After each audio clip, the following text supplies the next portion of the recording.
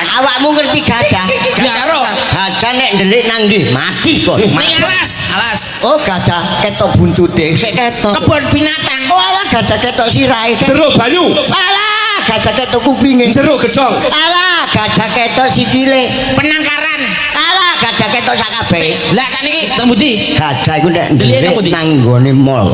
Lah kok iso? Awakmu tau nang mall? Tau ketok gajah? Lah iku ndelik. Enak kopi ireng Pak timbangane kopi susu. Lah kok iso? Moro tuh ngengkel. Ora iso, tetep enak kopi susu. Kopi susu kopine marai melek, susune iso gawe kesehatan. Ning dinggon niku enak kopi ireng. Contone. Lah nek kopi ireng, kuwi kan irenge kan akeh. Lah nek susu, irenge kan sithik.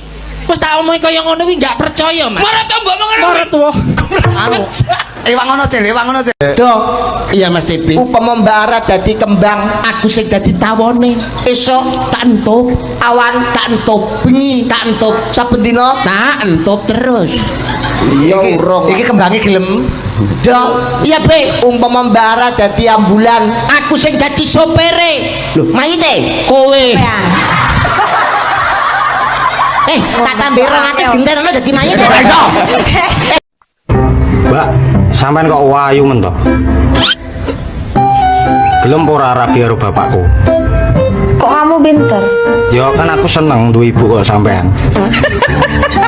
Kamu milih ibu sing wayu to, terus jal nek kamu pas gak iso turu to. Tah, aku gak iso turu nek gak dikeloni ambek mama.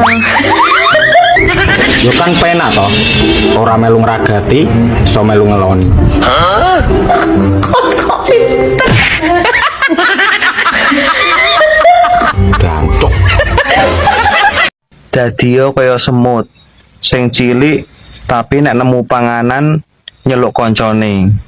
Aja niru sifate ula. Nek nemu panganan diuntal dewi.